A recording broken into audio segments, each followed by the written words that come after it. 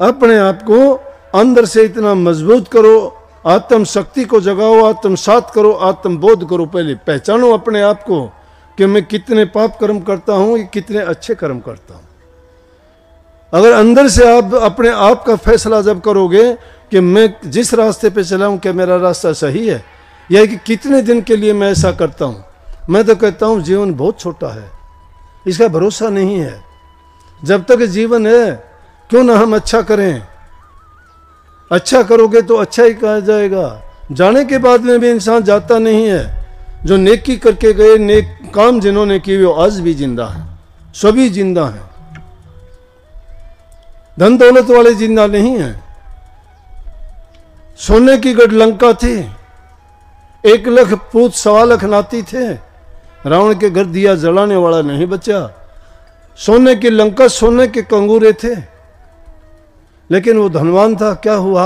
आज भी उसके पुतले बना के पाप कर्म के कारण फूंकते हैं। तो धन में कुछ नहीं है, मान बढ़ाई नहीं है, किसी चीज में नाम भक्ति में है। मैं कहूं था ना कि जिसको ठोकर लगती है, सुग्रीव को ठोकर लगी, रामचंद्र जी के शरण में गया। जिसको भी ठोकर लगी, लेकिन इस जीव को बिना ठोकर लगे संत कहते हैं कि भाई तुम हमारी शरण में आ जाओ, बिना ठोकर लगे हम अपनाते हैं और तुम्हें सुधारेंगे। फिर क्यों नहीं सुधरते? यहां कोई फीस नहीं देनी पड़ती, यहां देना पड़ता है मन। और मन भी कैसे? तुम्हारे अपने हित और कल्याण के लिए।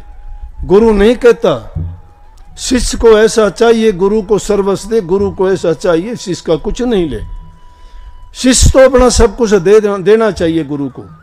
सब कुछ देने का तात्पर्य यह है कि गुरु की आज्ञा में कि जो भी कोई कार्य करते हो तो उसको उसी समय तुलना करके देखना चाहिए कि गुरु का वचन क्या है, कि गुरु इस बारे में क्या कहता है, कि ऐसा करने से मेरा हित होगा या मेरा नुकसान होगा, मुझे ये करना चाहिए या नहीं करना चाहिए।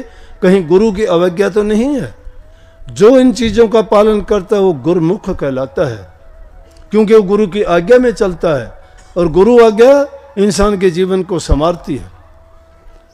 और जो अपनी मन मर्जी का काम शुरू कर देता है वो मनमुख है, वो मन के कहे में चलता है। और मन कभी सीधे रास्ते किसी को चलने नहीं देता। क्यों नहीं चलने देता? एक काल का एजेंट है। काल नहीं चाहता कि उसकी नगरी उजड़ जाए, उसके जीव यहाँ से कहीं आज़ाद होकर न निकल जाएं, उसकी दुनिया ना उजड़े। इसलिए काल ने बहका दिए। किसी को किसी चीज़ में, किसी को लोभ में, किसी को लालच में, किसी को तीर्थ में, किसी को व्रत में, किसी को पूजा में, किसी को पाठ में, किसी को और दूसरी चीज़ों में, अनेकों ऐसी चीज़ें पैदा कर दी काल ने कि जीव उसी में चक्कर काटता फिरता है, उसी को बड़ी मान लेता है। लेकिन संत जब आते हैं तब इसको बुखार चढ़ जाता है कि अब ये आगे, अब ये तो मेरी दुनिया को खाली कर देंगे। इसलिए सत्संगियों में भी काल घुस के उनकी भी बुद्धि को भ्रष्ट करता है, वो जांच लेता है। तुमने देखा होगा कई बार जब शेर को या जंगली जानवरों को अपने शिकार की खोज होती है ना, और उनको कोई शिकार नहीं मिलता, तो वो देखते हैं या तो हिरणों के झुंड के पीछे, या जो जंगली गायें होती है उनके पीछे, या और दूसरे जानवर उनके पीछे वो शेर, और वो भागते हैं। थोड़ा सा उनके पीछे भाग के देखते हैं, जो कमज़ोर होता है वो पीछे लग जाता है, उसी को पकड़ लेते हैं।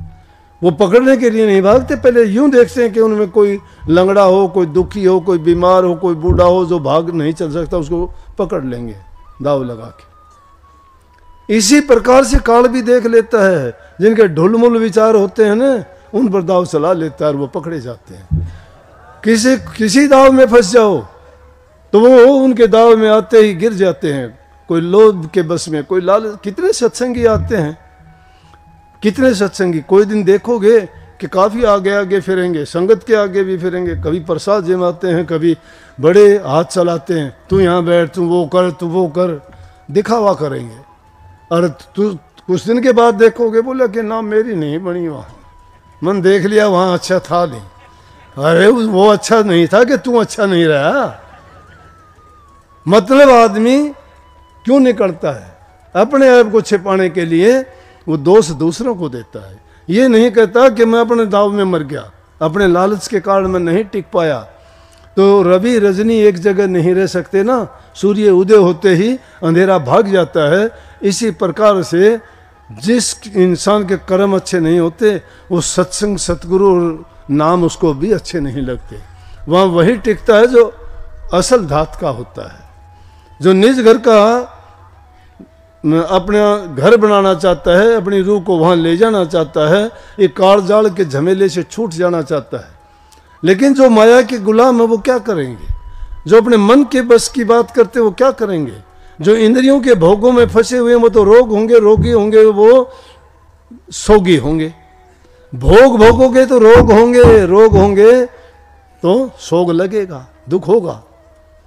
इसलिए उन भोगों को पीछे ना भागो, इंद्रियों को ना भगाओ उनके पीछे, उसके पीछे भगाओ जिसके कारण तुम्हारा सब कुछ सुधर जाएगा। वो है गुरु का नाम। ज़्यादा कुछ नहीं कर सकते, इतना कर सकते हो कि गुरु की जो जो आज्ञा मिलती है, जो जो उपदेश करते हैं, धीरे धीरे करके उनको अपनाते जाओ। मानता हूँ एक दिन में नहीं सुधार होगा, आदत पड़ी हुई है सदियों से, जन्मों से, कितने जन्मों से बिगड़े हुए हैं ये मन और हमारे ख्यालात विचार। अपने विचारों को सुधारो धीरे धीरे करके। कही है धीरे धीरे रे मना धीरे सब कुछ होए, माड़ी सींचे सो घड़ा ऋतु आए फल होए। फल तो ऋतु आने पे ही होता। गादड़ की तावड़ में बेर को नहीं पाके भाई। गादड़ ने सोचे झाड़ी की तरफ देखा कि बेर पके नहीं अभी, वो तो टाइम होगा जब पकेंगे। टाइम आने पर हर चीज सही होती है, इसलिए काम अपना करो और फिर इस चीज की तरफ ना जाओ। परिणाम क्या है ये भी ना सोचो मुझे क्यों नहीं प्रकाश होता, ये भी ना सोचो मुझे धुन क्यों नहीं सुनाई देती, ये भी ना सोचो मुझे गुरु का नूरी रूप अंतर में क्यों नहीं प्रकट होता। ये सोचो कि ये चीजें जब नहीं आती हैं तो मेरे मन के शीशे पर अभी मैल जमी हुई है, अभी मेरे खोटे कर्म बाकी हैं। जब तक वो खोटे कर्म भोग नहीं लिए जाते, मन का दर्पण जब तक साफ नहीं हो जाता, तब तक आपको उसमें कुछ नजर नहीं आएगा।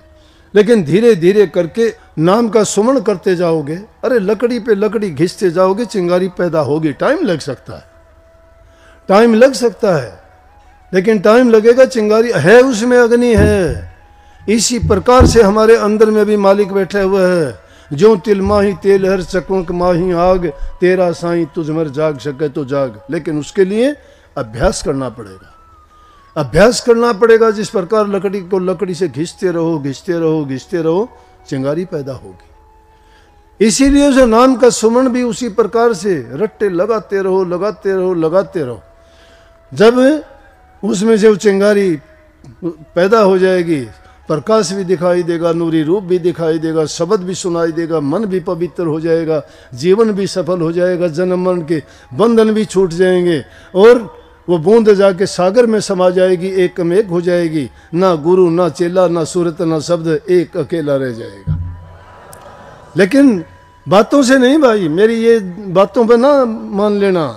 ये बात कदे यूं ही सोच लोगे ये बात हम भी सीख जाओ और हम भी बोल देंगे ना। बोलने के लिए बहुत कुछ है। मैं किसी किताब की बाणी बातों को नहीं कहा करता। मैं आपको सच्चाई की बात जो आप लोगों से ही सुनता देखता हूँ, उन्हीं बातों को सुन के ही मैं सही रास्ते पर आपको लाना चाहता हूँ।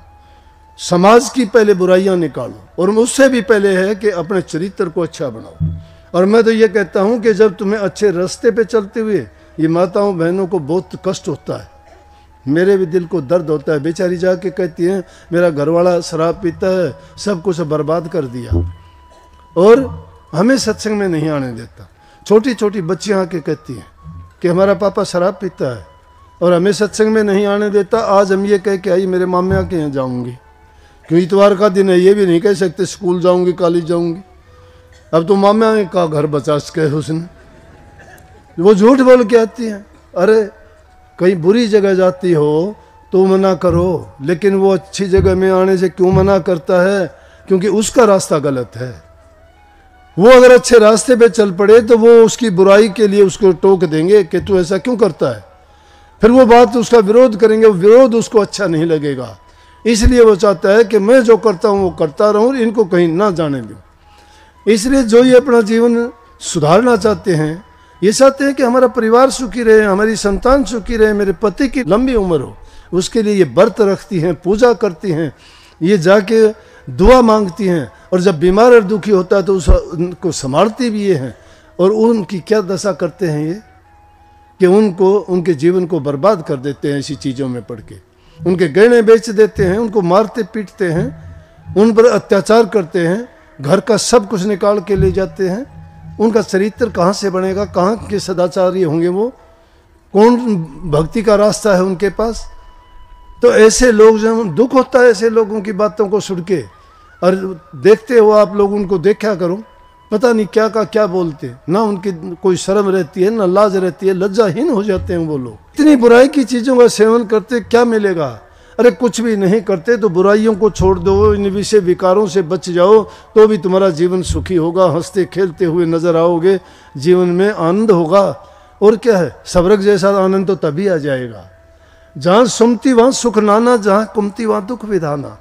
जहाँ सुमति है, अच्छे विचार हैं, आपस में मेल जोल है, जहाँ बूढ़े बुजुर्ग की इज्जत कदर करते हो, पूजा करते हो, किसी देवता को ना पूजो, तुम्हारे माँ बाप को पूजो, अपनी सास ससुर को पूजो।